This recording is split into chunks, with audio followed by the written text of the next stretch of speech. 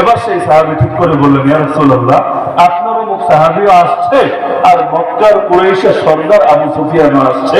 আল্লাহ রাসূল এবার খুশি হলেন। কি বুঝলেন এখান থেকে? নাম বলার ক্ষেত্রে আদব আছে নাকি নাই? আরে বলেন না, আছে নাকি নাই? আছে। উপরে কার নাম থাকবে? যিনি বেশি সম্মানী। কে বেশি সম্মানী? যার হাতে পাওয়ার বেশি, যার হাতে পয়সা বেশি, যার হাতে ক্ষমতা বেশি? না, কোরআন বলে দিচ্ছে, ইন্না আকরামাকুম ইনদাল্লাহি আতকাকুম, যার দিলে আল্লাহর ভয় বেশি, তাকওয়া বেশি, ঈমান বেশি, ইলম বেশি, সেই আল্লাহর কাছে সবচেয়ে বেশি সম্মানী। তো নাম বলার ক্ষেত্রেও এই আদব রক্ষা করা লাগবে। মনে কষ্ট নিয়েন না, যা বলার বলে ফেলি। কোন মাহফিলের পোস্টারে যদি এমন হয়, কোন মাহফিলের পোস্টারে যদি এমন হয় যেখানে আলেমের নাম দিবেন নিচে, আর যারা আলেম না তারা যেই হোক না কেন, ব্যক্তির প্রতি অশ্রদ্ধা না, আমি আমার ইসলামী শরীয়তের দৃষ্টিভঙ্গি তুলে ধরছি, কাউকে ছোট করার উদ্দেশ্য না, বড় করার উদ্দেশ্য না। এমনকি সে আলেম যেই হোক, তিনি যদি একটা বক্তব্যের হুজুর হয় কিন্তু ভেতরে এলেম আছে, আর একজনের ভেতরে এলেম নাই, নবীর হাদিস থেকে কি বুঝ পেলেন আপনি? আলেমের নাম থাকবে পরে, যিনি আলেম না তার নাম থাকবে আগে। এটা বুঝলেন নাকি উল্টাটা বুঝলেন? আলেমের নাম থাকবে আগে, আলেমের নাম থাকবে উপরে, আর আলেমের পরে থাকবে বাকিদের নাম, তাতে সে যত বড় হোক না কেন।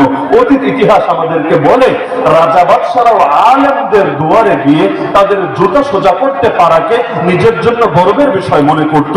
বাদশা আলমগীরের জীবনে পড়ে দেখেন না, তার সেই ছেলেকে নিয়ে যে ঘটনাটা প্রচলিত আছে, যারা স্কুল কলেজেও পড়েছেন সকলেই পড়ার কথা, যে একজন আলেমকে কিভাবে সম্মান দিতে হয়। ইমাম মালিকের কাছে তার জামানার খলিফা প্রস্তাব পাঠালো, আপনি এক কাজ করেন, আমার প্রাসাদে আসেন, এসে আমার বাচ্চাদেরকে আপনি পড়ান, কারণ আপনার মতো এত বড় হুজুর যদি আমার বাচ্চাকে পড়ায়, আমার বাচ্চাও আশা করা যায় বড় হবে, কারণ কামেল লোকের যদি শিষ্য হতে পারে সেও আশা করা যায় কামেল হবে। তিনি বললেন এক বাক্যে, শোনো, এলেম কারো দুয়ারে যায় না, এলেমের দুয়ারে আসতে হবে।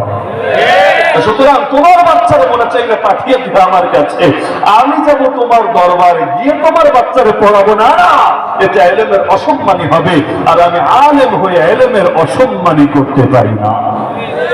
আজকাল তো সবকিছু উল্টে গিয়েছে। হাকিমুল উম্মত মুজাদ্দিদে মিল্লাত শাহ আশরাফ আলী থানভী রাহিমাহুল্লাহ মারকাদা, নাম তো সবারই কথা। একদিন এক মসজিদে গিয়েছেন সফরের মধ্যে, ওই এলাকার লোকেরা তারা চেনেন। আগের জামানায় তো চেহারা এত বেশি পরিচিত থাকতো না, হয়তো নামে সবাই চেনে কিন্তু চেহারা দেখে সবসময় চিনতে পারতো না। তো এখন তিনি গিয়েছেন, এক মুরব্বীর সঙ্গে তার কথা হচ্ছে, হঠাৎ জিজ্ঞেস করছেন যে মুরব্বী আপনার নাম কি? তো সেই মুরব্বী নাম বলছে, আমার নাম হলো আলহাজ অমুক। আলহাজ মানে হলো হজ করে এসেছেন আর কি, আলহাজ অমুক এরকম নামটা বলেছে। এরপর তাকে জিজ্ঞেস করছে, মৌলভী সাহেব আপনার নাম কে? আমার নাম তো শুনলেন, আপনার নামটাকে একটু বলেন তো।